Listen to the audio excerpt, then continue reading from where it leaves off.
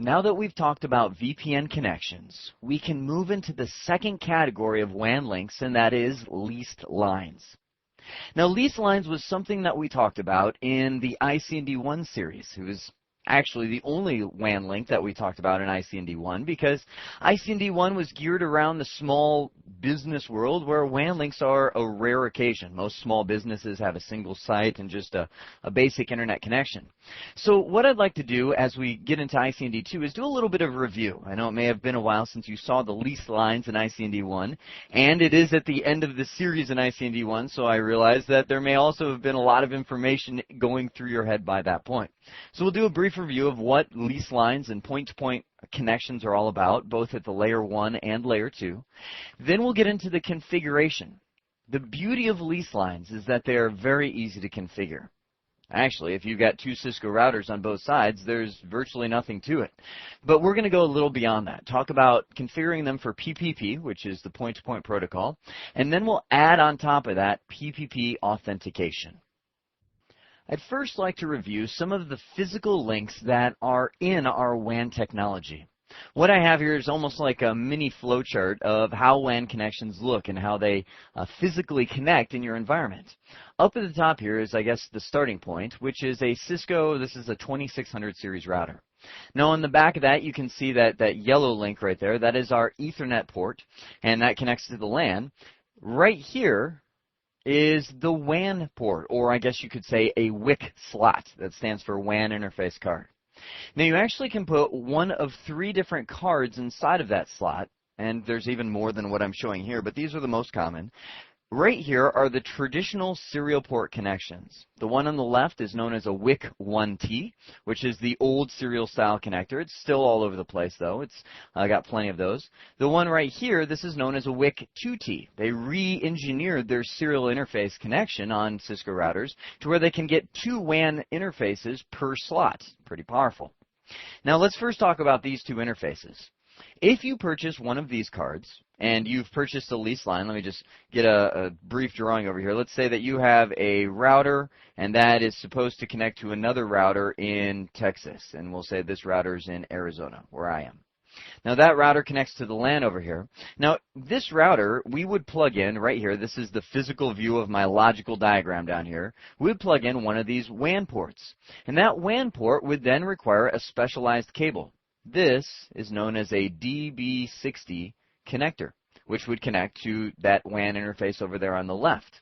Now that will then have that cable that runs to a, well, it looks very odd. You see the interface connection type right over there. That's actually known as a V.35 connector. That will connect from your Cisco router, that's the Cisco end of the connection, to this device, which is known as a CSU-DSU. These have been around for decades, and those are the devices that manage the WAN connections. They set the pace, the clock rate, they do error checking on the WAN line. They're pretty expensive, but they really just convert from the V.35, or there's actually 5 different types of CSU-DSU physical connections. This is just one of them. It converts from that kind of connector to it looks like just a standard Ethernet jack that the service provider installs. So if you're looking for a little simpler flow, you have the wall of your building right here. Outside is the grass and the trees that are growing, outside. The service provider comes in, trenches under the land, and marks this wall as the demarcation point. That's where their responsibility passes. They install a wall jack, and they say, if anything on the right side of that wall jack breaks, we'll pay for it, and if anything on the left breaks, you'll pay for it. You run that cable, you can see from the wall jack, little yellow cable, to the CSU-DSU. CSU-DSU gets one of these specialized serial interfaces or serial cables. You buy those from Cisco for $100 or eBay for $10, and that will allow you to connect from the CSU-DSU to the serial interface, and you buy the correct cable depending on what kind of WIC card you have, and that is what brings up your serial link. Now, you see up here another physical option, which is to take a built-in CSU-DSU. Technology has advanced. Like I said, these have been around for decades. They've figured out how to put all the functions of a CSU DSU on this little card. So if we were to be able to zoom into that blue writing, it actually says T1 CSU DSU right on there. That means it has a built-in one. That allows you to run the cable from the wall jack straight into this interface on your router. Pretty fancy. So those are the physical connections of what serial leased lines look like. In addition to defining a new physical layer connectivity, the WAN connections and WAN links define a new data link connectivity as well. It blows people's mind when they first find out in the WAN world, the wide area network world, there are no MAC addresses. What? Well, how does that work? Is the traditional response, because we're so used to working with Ethernet, where in Ethernet we have MAC addresses, but MAC addresses are only Ethernet technology. In the WAN world, we have all kinds of different layer 2 addresses, depending on the WAN link you're using. For instance, if you have frame relay, which we'll talk about a little bit later, DELCs are the layer 2. DELC is essentially, it fills the role of a MAC address. In ATM, you have something known as actually it's a VPI VCI pair, and that replaces the MAC address. In every kind of WAN technology, there's some other kind of layer 2 addresses and layer 2 system that it uses to communicate with the other side. Now, ATM, we're not going to talk about at the CCNA level. That's actually a more specialized thing. It's part of the CCNP tracks. Frame relay we will, but in here we're going to talk about the two leased line data link protocols, and that is PPP and HDLC. PPP and HDLC are the two languages that you can speak when you speak to another router over a WAN link. Now remember, we're just doing a technology shift here.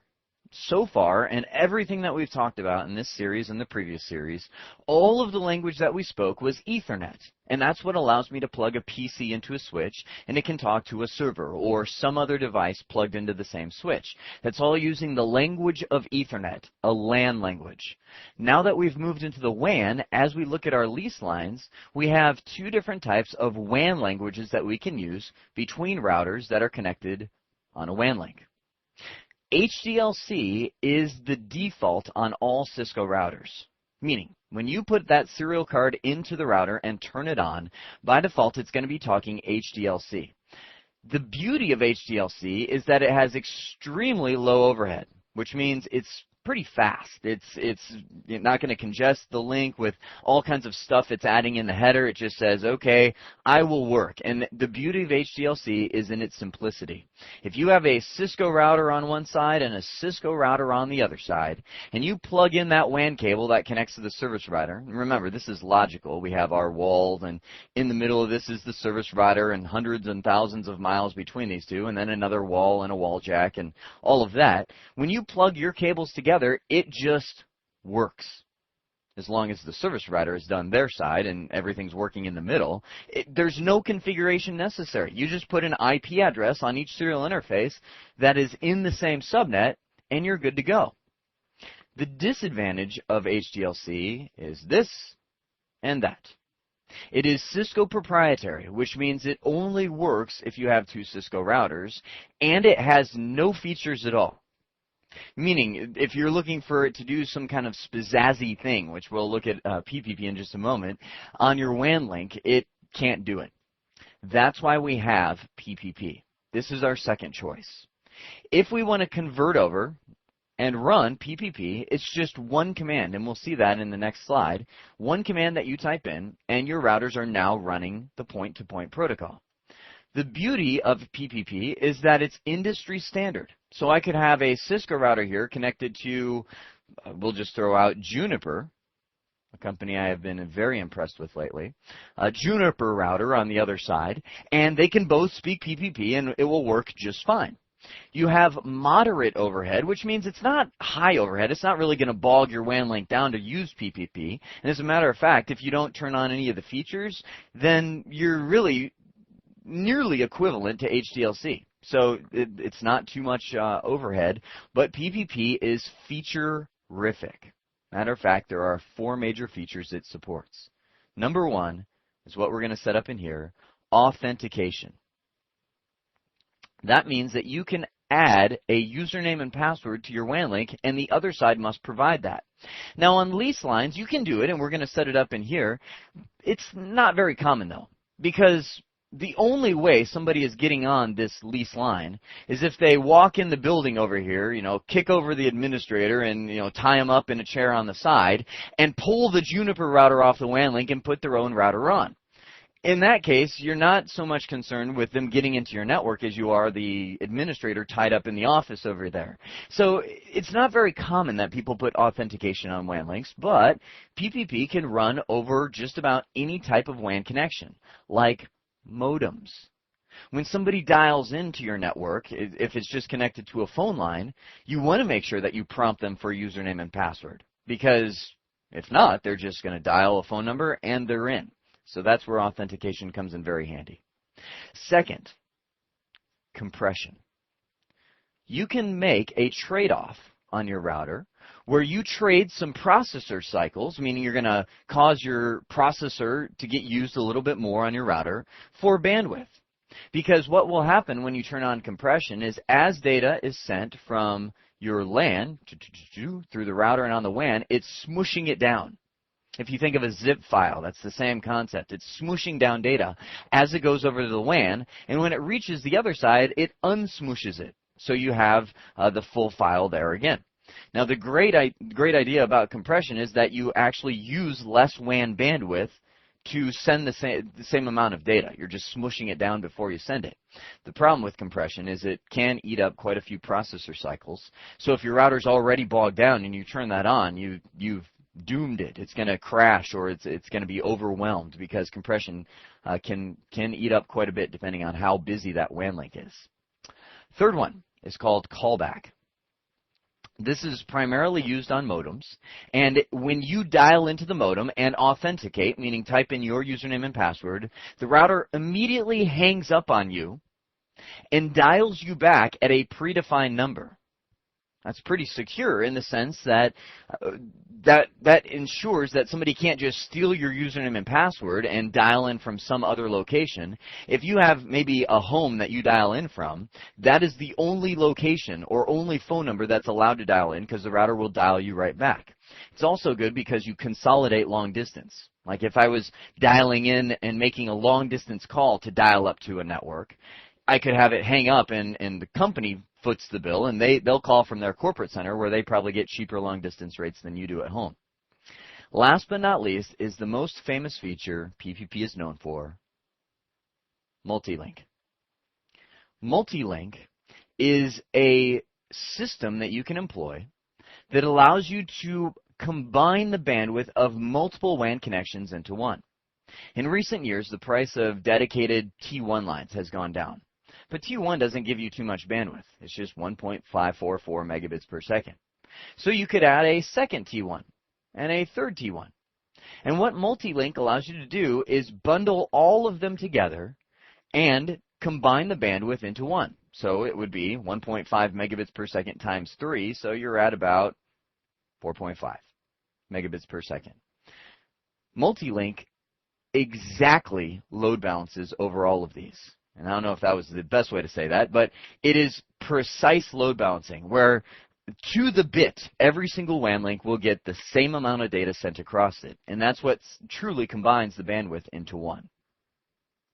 Now let's turn our attention to the configuration of PPP. We're running HDLC right now, and my focus is going to be on this WAN link between router 2 and router 3. I set that up just connecting the two using it's a serial crossover cable, which is used to simulate a leased line environment. But this is exactly how it would work if you were connecting using a service provider between these two offices. So let's hop on over to router 3. And let me just clear this off. I was doing a little verification beforehand. On router 3, I'm going to do a show IP interface brief. And we can see this is the router and the branch office over here with all the loopbacks that we were using for the previous videos. Right here is our serial 0/0 interface. Now I'm going to type in show run interface, we can focus it in on just interface serial 0/0. That filters the running config down to just that. Underneath interface serial 0, I see the IP address. We have a summary route that we were using when we set up EIGRP, and no fair queue, which is there by default. That's a quality of service mechanism. I don't see anything about PPP or HDLC. So to really see what it's configured as, I need to type in show interface serial 0/0. And underneath here, I can see serial 00 is up, line protocol is up, that's good. Right here, encapsulation HDLC.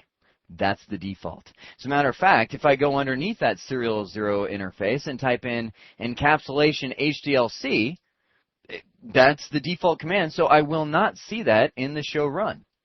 I don't know if you've gotten used to that yet, but when you're looking at the running config, it actually will filter out commands that are typically there by default. Just like you look under serial 0/0, we had to type at some point no shutdown to bring that link up. But you don't see the no shutdown command. You only see if it's shut down because it's assumed not to be shut down by default. So we've got router 3 running, and router 2 is the identical configuration. Let me jump over to there. Oh. There we go, router 2. I'm going to do a show IP interface brief just to make sure I see my interface. It is serial 0/1/0.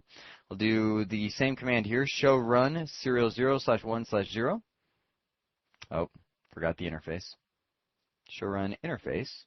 There we go. Looks very similar. This side's a DCE circuit, so it's setting the clock rate in a lab environment. And I do a show interface, serial 010, and verify once again that is also running HDLC. So the initial PPP configuration I'm going to do is very simple. Turning it on. I'm going to go on router 2 under interface serial 010. That's our link over to router 3. And type in the command encapsulation, and you can see I have plenty of options, but really the only two that work on point-to-point circuits is HDLC and PPP. As soon as I type that, I've changed the data link language for that serial interface. Now look what happens if I do a show IP interface brief. I see my serial 01, it shows it's up, and remember this first column, the status, represents physical. It's physically up, there's clocking on the line, I've got a cable connected, we're communicating physically, but this represents the data link layer. Data link layer is currently down because R2 is PPP, R3 is HDLC. So I'll jump over there, I got my numbers off here, jump over to router 3 and fix it. Do the show IP interface brief here. I notice that serial 0/0 is in the same state.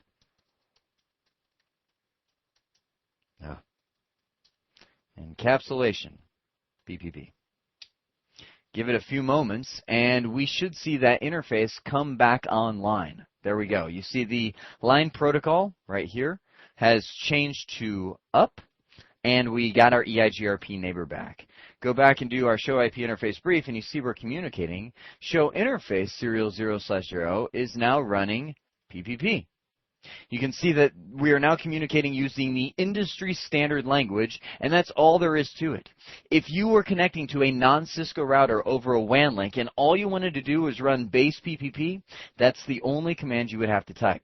Now you can see LCP is open. That's the link control protocol. That's what negotiates the PPP features. If there was some kind of problem with, for instance, authentication, compression, multi-link, where they couldn't negotiate and figure out common ground, or a wrong password is typed in, it would say LCP closed, because LCP handles all those features. You can see also right here, open, IPCP, CDPCP. PPP uses things known as control protocols. So when you see IPCP, you're seeing the IP control protocol. That is what allows the TCP IP, the IP protocol, to work over a PPP link. CDPCP is the Cisco Discovery Protocol, control protocol. That's what allows CDP. You remember this? Shows CDP neighbors. That allows it to work over a WAN link so I can still see my neighbor even though they're using a PPP connection. Cool. So that's the base configuration of PPP. Now let's add authentication. There are two types of PPP authentication that have been developed over the years. The old one is known as PAP, the Password Authentication Protocol. The new one is known as CHAP, the Challenge Handshake Authentication Protocol. PAP is very rarely used. As a matter of fact, I can, with near perfect confidence, say you will never see PAP used anymore.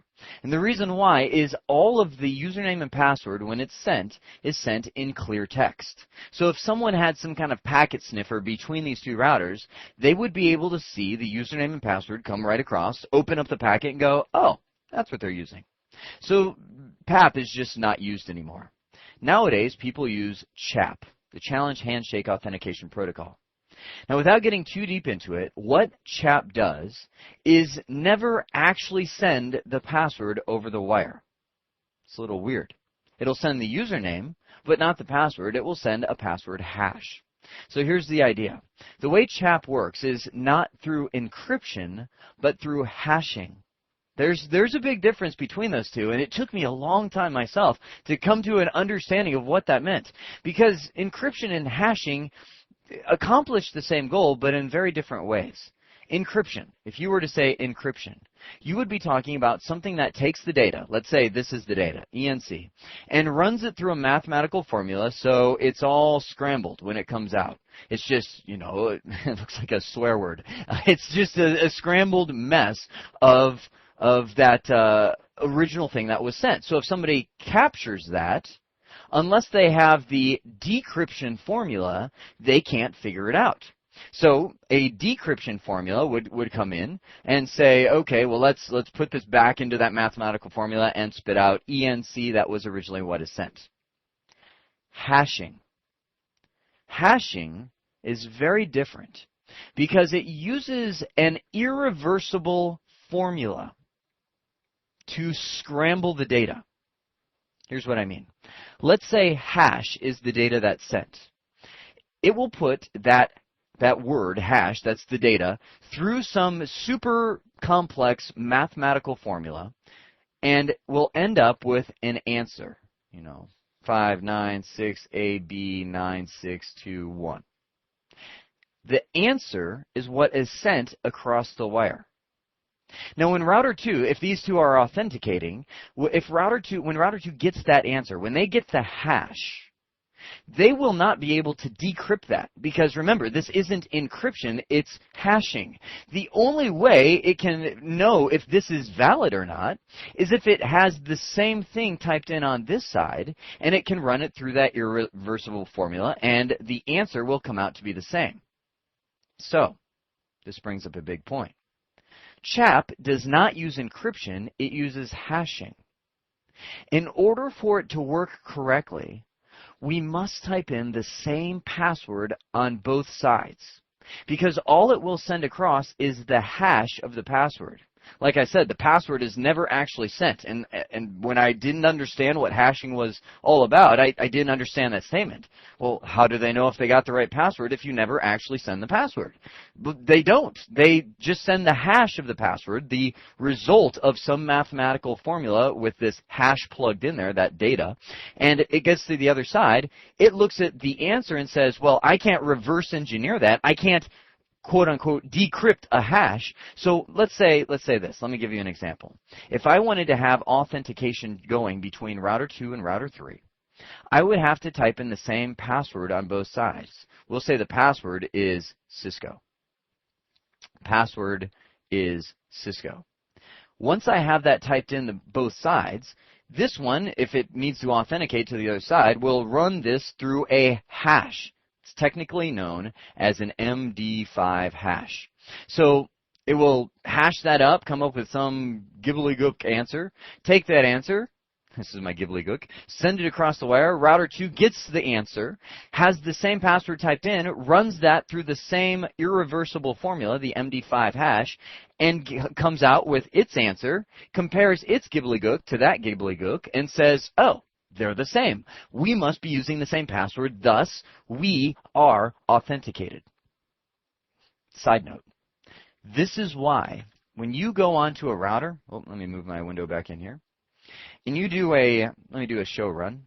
No. Let me do this. I'll do enable password Cisco 1. Service password encryption. Now I'm going to do a show run. When you're looking right here, think back to IC&D 1. You remember the difference between enable password and enable secret? The enable password was the one that's stored in clear text. At least it was until I type in service password encryption. This is an encrypted version of the enable password, an encrypted version of Cisco 1. Now, hold on one second. I'm going to go to google.com, Google, and type in break Cisco. Oh, you can see I've done this before. Break Cisco password. Google search. Right here. The Cisco password cracker. It's the first hit. Go ahead and click on that bad boy. Look at that. Type 7 password. I look over here. My enable password is a type 7 password. If I take this, copy it to my clipboard, and paste it into this website, paste it into the website. Are you following me here? Crack. Oh, what's the moral of the story? I love it. Don't use it. Don't use that because this is encryption. Encryption can be broken because you can always reverse the formula. You can do a decryption formula, which is exactly what that website does. Notice enable secret 5. A lot of people think, oh, well, 5 isn't as good as 7 because it's a smaller number. 5 represents MD5 hashing. When you're using your enable secret, this is a hash of whatever your enable secret is. You cannot reverse engineer that. So if somebody gets that hash, the only way that they can break through it is through a brute force attack. And what that means is they will use a program that will start trying passwords. It'll start with maybe the number 1, 2, 3, 4, 5, and it generates what hash the number 1 would generate. Compares it and says, is that the same? Nope, must not be that one. Good program, not good, but a program that you can use to do that is known as Cain Enable. If you go to Google and search for Cain Enable, that's a program that will do a brute force attack of an MD5 hash, but it can't reverse engineer this. All it can do is keep trying different combinations to see if it can come up with the same hash as that. If you make your password long enough, you'll never be able to do that. So that's the big difference. And I know I've talked a little longer on that, but I want you to know how good CHAP really is. CHAP is using that MD5 hash, which makes it virtually, and I knock on wood when I say this, unbreakable until some other 12-year-old Swedish girl comes along to break through this. But that's the idea of CHAP. Now, that's the concept. Let's configure it.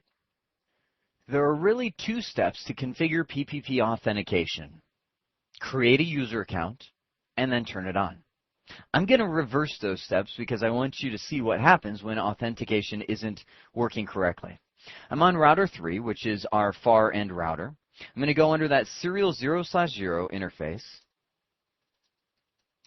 and type in the command to turn on authentication. It is PPP authentication, and then what kind of authentication you would like to use. Now, our routers between each other use CHAP or PAP.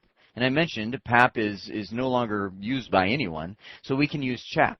Now you notice a few others in here, like EAP. I'm not even going to touch that one. That moves into some newer technology out there. Some people call it 802.1x. It's a newer type of authentication. It's pretty fancy.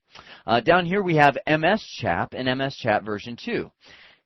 Microsoft came out with their own versions of CHAP. So if you're dialing up to a router using a Microsoft Windows client, you'll have to use MS CHAP or MS CHAP version 2, which is a little more secure. But we're authenticating our routers, so I'll just type in PPP authentication CHAP. That is what I would like to use. Now, as soon as I do that, you notice that my line protocol on my serial interface just went down. The link died. If I go back and do a show interface serial 0/0, you notice it says encapsulation is still PPP, but LCP term sent. That means the termination signal was sent. I, router 3, sent a termination signal to the other side because I was told by the administrator to require CHAP authentication. The other side wasn't prepared to handle that, so you are terminated. You are not successfully authenticating to this router. What we need to do, and before we should have done that, is create user accounts. By default, when I have routers that are going to use CHAP authentication to speak to each other, router 2 will come across and say, hello, I am router 2 as my username. My password is it's the gobbledygook, the hash that's generated by CHAP. Now, router 3 is going to look at its user database and say, okay, do I have a user account defined for router 2? And if so, what's router 2's password that's tacked onto that user account? Let's say I'll put Cisco as the password. It will hash up that password and say, okay, well, based on the user account I have for router 2 on my router, I came up with this gobbledygook. Does it match the gobbledygook that router 2 sent me? Do these hashes match? If so, that is a successful authentication. So let me show you how to create the user account. I'm going to go on router 3. I'm going to type in username R2, password Cisco. Notice, I'm in global config mode. I typed in username. This is the host name of the router that's coming in, R2, and its password that it should be sending is Cisco. But remember, it won't be sending you that password. It'll be a hashed version of that. So router 3, you must hash that in order to get the other side. Now, when we're doing PPP authentication on a lease line, it actually does something known as two-way hash, meaning the routers will authenticate each other. Router 3 will have to supply a username and hash to router 2, and router 2 will have to supply a username and hash to router 3. They both check to make sure they have the right passwords. If so, then they are good to go. Now, the way that two-way hash works on a Cisco router is both sides must be configured with the same password. So when I go over to router 2, router 3 is done. I'm going to hop over to router 2. Go into global config mode. I'm going to do the exact mirrored configuration. Username, R3. Password, Cisco. This password must match. Oh, look at that. You see it come up? It must match the password that router 3 has for router 2. If these are different, the authentication will fail. So last thing I'm going to do on router 2 is go under that serial interface and type in PPP Authentication CHAP. We now have successful authentication going between each other. Let me show you how you can see this happen. I'm going to type in debug PPP Authentication. That will let me watch these two routers authenticate each other. Now, it's already done. Meaning the line is up, they've authenticated, so what I'm going to do is I'm going to cause a catastrophic network failure and shut down serial 0/1/0. That will force the interface to go down, go into administratively down state, and when I do a no shutdown, the PPP will have to authenticate between these two again, and we can watch it happen. So I'll do a no shut, exit back out here. There we go. See what happened here? It says PPP using default call direction. This is a dedicated line. Oh, I've noticed authorization is required. So I will send a challenge. It says there is a challenge from router 2. This is being sent from router 2 to router 3. At the same time, it received the challenge from router 3. So they're challenging each other. Do you see the two-way hash happening here, or the two-way authentication? They both challenge each other. They said using the host name from an unknown source, using the password from AAA, that's the local user database. So we have challenge. We respond to the challenge. Router 2 responds to router 3, and router 3 responds to router 2, receives the login, the host name, and the password hash. Sends the author request, and we won't get into what that is. But down here you can see success. We have success. The challenge is working between these two, and they have successfully authenticated. If one of those passwords is mismatched, you'll see a fail here, and the link will never come online. That is the theory and practical configuration of PPP authentication. So let's wrap up. We saw, first off, a review of the point-to-point protocols, looking at the physical layers with serial interfaces and the data link layer of HDLC and PPP. We then got into the configuration of WAN links, looking at the initial HDLC, converting to PPP, and then adding PPP authentication on top of it using